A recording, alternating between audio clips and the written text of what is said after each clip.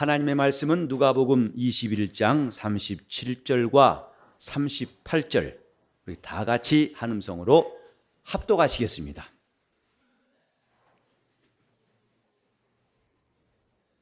시작. 예수께서 낮이면 성전에서 가르치시고 밤이면 나가 감람원이란 산에서 쉬시니 모든 백성이 그 말씀을 들으려고 이른 아침에 성전에 나아가더라.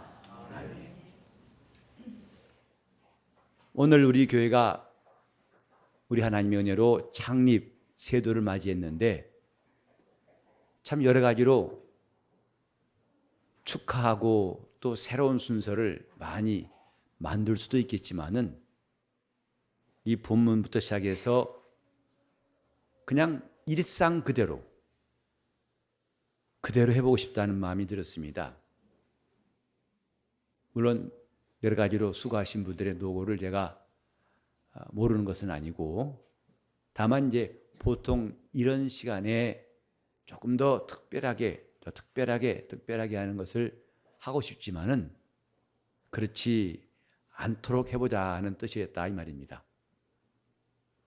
우리는 이 본문을 통해서 예수님이 고난당하시기 3일 전의 행적을 읽고 있습니다. 드디어 사흘 후면은 주님께서 그 아버지의 계획대로 고난당하시는 일이 다가오고 있습니다. 그때 하신 일이 뭔가? 그건 낮이면 성전에서 가르치시고 밤이면 나가 감람원이라는 산에서 쉬시더라. 예수께서 성전에서 가르치시다. 이것은 전혀 이상한 일이 아닙니다. 왜냐하면 성전은 하나님의 집이고 하나님의 말씀이 들려오고 하나님께 순종하고 하나님을 순종하는 곳이기 때문에 그렇습니다. 이전에 어떤 시대보다도 주님이 힘쓰신 것은 가르치시는 것이었다고 말씀드릴 수 있습니다. 주님께서 가는 곳곳마다 천국 복음을 전파하시고 귀신을 내쫓고 병 고치시더라고 성경은 기록하고 있습니다. 그리고 여기 보면 밤이면 나가 감람원이라는 산에서 쉬시더라. 조금 제가 의아해서 원문을 살펴봤습니다. 그러니까 밤에는 가 주무시더라. 이렇게 이해하기 쉽지만은 이 원문을 보면은 거기서 머무르시니라, 거기서 지내시니라고 했습니다. 주님이 거기서 주무셨다 하지 않고 감람원이라는 산에서 지내시니라, 거기서 머무시니라. 그런데 이 말씀과 함께 우리가 기억할 것은 주님은 습관을 쫓아서 기도하라고 하신 것이 감람산이에요. 마침내 잠시 후에 고난받으시기 전에도 아버지 앞에 간절히 기도하신 곳도 바로 이곳입니다. 그래서 우리는 주님께서 주무시러 감람원 가셨는가 이렇게 보기는 어렵다는 말입니다. 예루살렘 내에 누구 집을 찾아가시든지 아니면 좀 돈 좀 주고 여관에 머무실 수 있을 것입니다. 근데 그분은 그렇게 하실 능력이 없어가지고 노숙하셨는가? 주님이 감람원 가신 이유는 기도하러 가신 겁니다. 그래서 낮이면 가르치시고 밤이면 쉬시니 전 이 말씀을 낮이면 가르치시고 밤에는 기도하시니 라고 이해할 수 있다고 생각합니다. 이게 주님이 하신 일을 주님의 일상 계속되는 일이 바로 이것입니다. 낮이면 가르치시고 밤이면 기도하시니라. 영적 생활에 두 축이 여기 있어요. 기독교회에 두 축이 여기 있습니다. 우리 신앙생활이 살아나는 데에 두 원리가 바로 여기 있어요. 낮이면 말씀을 가르치시고 또 밤에는 기도하시니라. 오순절날 성령이 임하심으로 이 땅에 주님의 교회가 탄생했습니다. 그 교회에 성령이 임하신 것은 주님이 하신 일들을 계속 하시기 위함이에요. 우리는 오늘 한날의 행사, 축하하는 날로 여기는 것보다도 지금까지 우리에게 주신 일들이 더욱더 끈기 있게 계속되게 역사하시도록 기도하는 시간은 매우 뜻깊다고 생각합니다. 주님이 하신 일이 계속되었다는 것, 이것이 교회사를 통해서 볼 수 있는 사실이고 성경의 역사를 말합니다. 주님은 이 땅에 계실 때에 다른 건 말씀하지 않고 천국 복음을 전하시니라, 진리를 말씀하시니라고 말합니다. 근데 그것도 일주일에 한 번이면 됐지, 주님이 왜 이렇게 자주 하셨을까? 주님이 자주 하신 것에 주목해야 됩니다.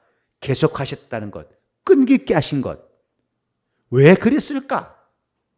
그것은 주님이 오늘날도 교회가 해야 할 본분을 말씀하는 겁니다.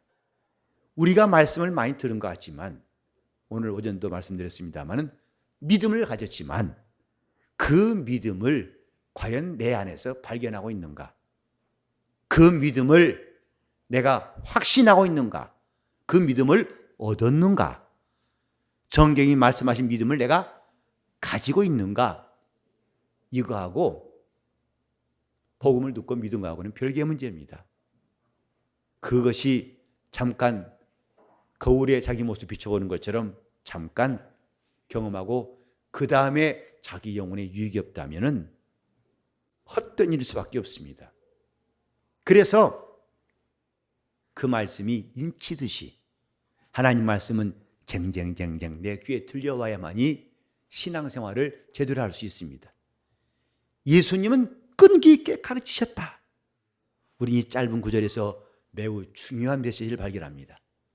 주님은 끈기 있게 남은 며칠이라고 해서 마음이 뒤숭숭하고 또 축제가 다가온다고 해서 곧 영광의 때가 온다고 해서 흥분하지 아니하고 주님은 마지막까지 그 3일 동안 이 일 마치신 다음에 최후의 만찬하시고 고난받으셨어요.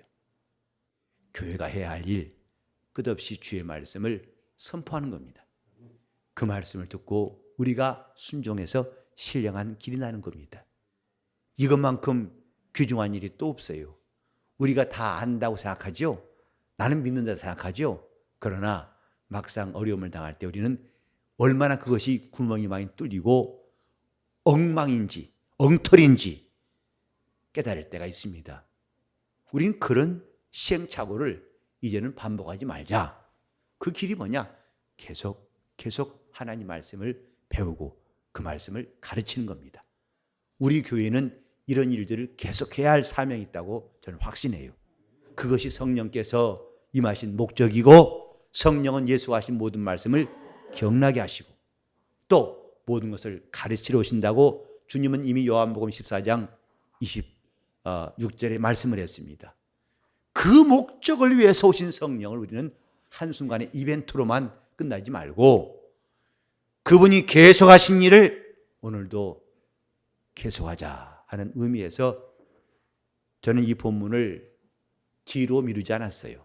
우리가 계속 좀 누가복음을 읽고 있습니다만은 순서가 이것이라 처음엔 제가 몇 번 고민했어요. 그래도 오늘 축제 날인데, 오늘 특별한 날인데 뭔가 좀 멋있는 제목과 함께 멋진 설교를 해야 하지 않을까 하는 마음도 저를 흔든 적이 있습니다만은 결국은 저는 그냥 가자. 그리고 오늘 이 메시지처럼 우리 교회가 계속해야 할 일이 무엇인지를 깨닫자. 그건 기도하는 것과 하나님 말씀을 붙들고 사는 것, 이것밖에 없습니다. 기독교회가 2000년 전이나 지금이나 기독교의 생명력은 이 두 축에서 나온다는 것 우리는 결코 잊지 맙시다. 다른 교회가 어떤 식으로 어떤 방법으로 어떤 시스템을 도입한다고 해서 우리도 혹시 그게 더 새로운 게 아니고 더 좋은 게 아닌가라고 기웃거리지 말고 이미 이 말씀 속에 들어있는 두 가지 약속, 자, 한번 두 가지 충만해 볼까요? 말씀과 기도. 말씀과 기도. 목사가 해야 할 일도 하나님 말씀과 기도한 일에 전무한 것이고 성도들이 해야 할 일도 오직 그 말씀을 배워서 실천하고 또 기도에 힘쓰는 것, 이것보다 교회가 건강해지는 이유는 또 없을 것이고, 이렇게 하면은 성령은 계속 우리에게 역사하실 것입니다. 우리와 함께 하신 것을 모두가 알게 될 것입니다. 우리는 복잡한 거, 실상 답은 가까운 데 있고 답은 간단하고 쉬운 데 있다는 거 아시죠? 멀리 갈 필요가 없다 이 말이에요. 특별한 방법이라는 것을 우리가 유혹받지 않도록 주님은 이렇게 겟세마네에서 밤에는 기도하시니라. 겟세마네라는 뜻이 궁금해가지고 찾아봤더니 원래 그곳은 감람산이라고 하는 곳에 있는, 감람산 안에 겟세마네가 있어요.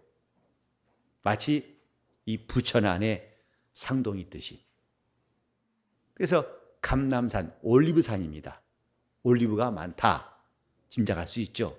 그건 겟세마네는 무엇일까? 기름 짜는 곳이랍니다. 올리브 기름, 그 많은 올리브 나무를 그 나무로 그냥 두는 것이 아니라 열매를 따가지고 마침내 틀에 넣어서 기름을 짜는 곳. 주님께서 왜 여기에 오셔서 기도하셨을까? 우리는 마지막에 기도하신 장면을 기억하죠? 그가 힘쓰고 애쓰고 간절히 기도하시더라. 그래서 이마에 땀방울이 핏방울처럼 됐더라 했어요. 주님의 기도는 그렇게 기름을 짜듯, 하나님께 하는 기도는 그분께 매달리고 기름을 짜듯, 하나님의 아들도 이 땅에 계실 때에 심한 통곡과 눈물로 간구와 소원을 아뢰었고 라고 히브리서 5장 7절에 말씀하고 있어요. 심한 통곡과 눈물로 기름 짜는 겁니다. 우리 교회가 어느새 어느 한 구퉁이라도 이 정도면 교회가 괜찮지 않겠어. 너무 많아지면 골치 아프더라고. 사람들이 많아지면 아유 서로 누구 몰라. 그냥 적당히 이 선에서 그저 적당히, 이런 마음이 우리 안에 스며들지 않도록 해야 합니다. 우리는 이렇게 왔을지라도 우리는 주님이 주신 두 가지의 축, 말씀을 전하고 배우고 또 기름 짜듯이 기도하는 이 일들을 항상 해야 한다고 우리 자신에게 끝없이 가르쳐야 됩니다. 이렇게 하자, 이렇게 하자. 기름 짜듯이 하는 기도, 겟세마네에서의 기도. 오늘날 교회는 그것이 필요합니다. 우리 교회도 이제는 좀 여유를 부릴 때가 됐다고 착각하지 마세요. 아직 기름 짠 사람이 별로 없어요. 목사를 비롯해서 기름 짜는 듯이 기도한 사람이 별로 없습니다.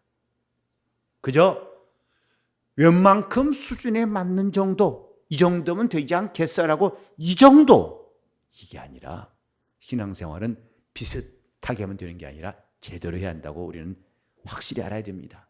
제대로 해야만 구원받죠. 비슷하게 하면 아무것도 안 됩니다. 겟세마네에서 쉬시니라.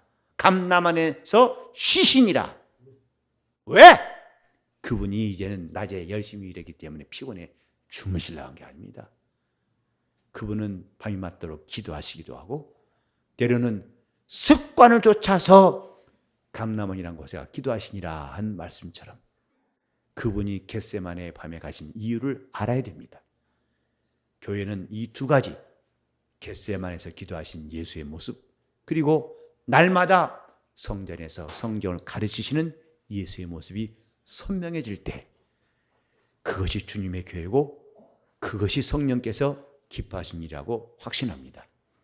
하나님 나라가 어디 있고 하나님 말씀이 무엇인지를 듣지 못하는 이 시대, 우리는 이제 하나님의 말씀을 제대로 알고 가르칠 필요가 있습니다. 우리 교회를 하나님이 여러 가지로 사용하시려는 것 우리는 잘 알고 있는데 여기서 우리가 그 일에 합당한 사람이 되려고 힘쓰고 더 열심히 해야 할 줄 압니다. 이때 조금이라도 자만하고 자기 스스로가 뭐가 된 것처럼 착각할 필요가 없고 우리는 그래서는 안 됩니다. 목사부터 참으로 목사부터 제대로 정신을 차려야겠다고 생각해요. 이때 나는 뭐 할 것인가? 나는 뭘 바라볼 것인가? 바로 낮이면 가르치시고 밤에는 기도하시니라. 이 놀라운 주님의 주님의 습관이 우리 교회의 습관이 되었으면 합니다. 성령은 이 습관을 도우시려고 오신 분이에요. 이 신령한 습관을 도우시려고. 낮이면 말씀을 가르치시고 밤이면 맞도록 기도하신 그분이 우리 주님이신 줄 알았다면 우리도 그분을 따라가는 것은 마땅한 일입니다. 제자는 그분을 따라간 사람이에요. 그분의 말씀을 듣고 그분이 하는 대로 그 모습을 따라간 사람일진데, 올해 우리가 주님의 참 제자가 되자는 표로 시작했습니다마는 우리는 더욱더 힘써서 주님을 따라갈 수 있도록 주님께서 주시는 이 영광스러운 사명을 감당하려고 애써야 됩니다. 정말 저는 좀 시간이 그 1년 12개월이 좀 부족하다 생각해요. 좀 내년도 거의 스케줄이 꽉 차가지고 지금 있는 것 갖고도 모자라요. 근데 앞으로 주님이 더 일을 주신다면 그때는 또 어떻게 할 것인가 연구해야 할 판입니다. 지금 우리가 가서 일하고 있는 곳보다 또 새로운 지역이 하나 둘씩 또 늘어나고 있는데 우리는 어떻게 하면 정말 주님이 주신 이 일들을 감당할 것인가. 제가 지금 혼자 나가는 것이 이것이 모델이 아닙니다. 저는 일단 가서 시동을 걸고 땅을 개간한 사람이 불과해요. 길을 열어놓을 터이니까 그때 다음부터는 우리 교회에서 많은 선교사가 나갔으면 좋겠어요. 지금부터 여러분 기도로 준비하세요.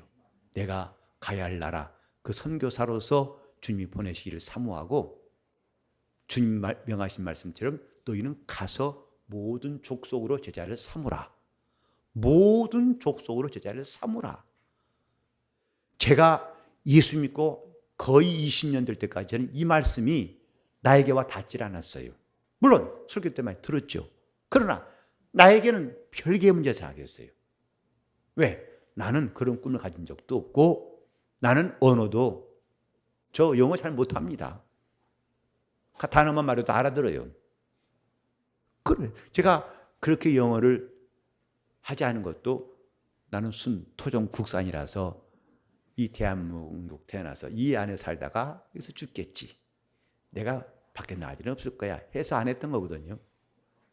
근데 어느 날부터 갑자기 이 말씀이 와 닿았어요. 너희는 가서 모든 족속으로 제자를 삼아라. 너희는 가라 하신 말씀이 저로 하여금 열심을 내게 만들었고 몸이 좀 힘들어도 또 가고 싶고 또 가서 일할 곳을 하나님이 열어주신 것을 보게 되는데, 신기한 것은 우리에게 먼저 그들이 콜했지 우리가 먼저 사인을 보내가지고 좀 어떻게 우리가 일할 수 없겠냐고 한 것은 한 군데도 없어요. 그들이 먼저 와서 마치 저 바울이 환상 중에 본 것처럼 와서 도우라 하고 저 마게도 지방 사람이 바울을 부른 것처럼 이렇게 주님이 하신 일이라는 것은 우리가 만들고 계획하고 시도했던 일의 결과가 아니라 처음부터 그분의 손에서 시작된 거라는 데에서 기쁨이 있고 담대함이 있습니다. 이 일을 마련하시니까 주님이시니 이 일을 이루실 것이다 하는 확신도 함께 나온 거 아니겠습니까? 우리는 이제부터 계속 두 축이 되어서 말씀과 기도, 낮에는 가르치시고 밤에는 감람원 가서 기도하신 예수의 일이 성령으로 계속될 수 있기를 예수 이름으로 축원합니다. 성령 강림절은 특별한 날이 아닙니다. 믿는 자에게 임하셔서 그 믿음을 견고케 하시고 주가 하신 일을 계속하게 하시려고 성령은 임하셨습니다. 그 성령의 역사가 오늘 저와 여러분 속에 가득할 수 있기를 예수 이름으로 축원합니다. 기도하십시다. 기도하실 때 내 영혼이 주 예수 하신 일을 계속 할 수 있도록 나를 하나님이 써주시고, 우리 교회가 성령께서 기뻐하신 일, 곧 낮에는 성전에서 말씀을 가르치신 예수와 같이 우리가 땅끝까지 이르러서 예수의 증인 되려고 하고, 밤에는 감람산에서 기도하신 주님처럼 계속 기름을 짜듯이 기도하는 우리 교회 될 수 있도록 통성으로 기도하시겠습니다. 하나님 아버지, 우리 교회가 주님 말씀 앞에서 거룩한 교회로 쓰임받도록 역사하여 주시옵소서. 하나님 아버지, 우리 인생의 최고의 용도를 주 예수 앞에 나와서 발견하게 도와주옵소서. 하나님 아버지, 우리가 나그네 되었을 때에 죄의 짐을 지고 소망이 없던 사람들에게 주 예수의 말씀이 들려와서 죽기로 나오게 하셨사오니, 우리 모든 성도들이 다 각각 하나도 예외가 없이 예수를 만난 사람들이 되게 하여 주시고, 저들은 주를 위해서 살려고 결심하되 이렇게 예수와 미 복음을 위해 사는 것이 내 생애에 가장 가치 있는 일인 것을 모두가 실감하게 도와주셔서 우리가 이 일을 사모하게 도와주옵소서. 이를 위하여 우리가 주님이 잡히시기 3일 전까지도 계속하신 일들에 주목하게 도와주시옵소서. 낮에는 가르치시고 밤에는 쉬시니라 하셨사오니, 이렇게 우리 교회가 말씀과 기도가 살아있는 교회가 되게 하여 주시옵시고, 성령의 역사하심이 충만하여 어른부터 아이까지, 아이부터 어른까지 우리 주님의 지상명령을 마음에 품고 신앙생활하게 도와주시옵시고, 그러므로도 너희는 가서 모든 족속으로 제자를 삼으라 하신 주의 말씀 우리 모두 순종케 도와주시옵소서. 주연이 함께 하시고 인도하시기 원합니다. 참으로 아무것도 없던 그 시간부터 우리 주님이 모여서 예배하라 하시더니 오늘 이와 같이 많은 성도들을 보내주시고 함께 기도하게 하시고 은혜를 사모하게 하시오니, 이 모든 영광과 찬송을 다 주님께 돌려드리고 오직 우리 주님 앞에 우리가 감사를 드리오니, 주여 우리 성도들의 마음을 뜨겁게 하시고 기쁨과 감사가 충만케 하사 주님의 선한 일꾼들로 삼아 주시옵소서. 주님의 참 종들이 되게 하여 주시고, 주님이 오실 때에 그 이름도 얼굴도 기억하시는 아름다운 주의 일꾼들, 주님의 자랑이요 멸류관들 다 되게 하여 주시옵소서. 예수 이름 받들어 기도 올리옵나이다.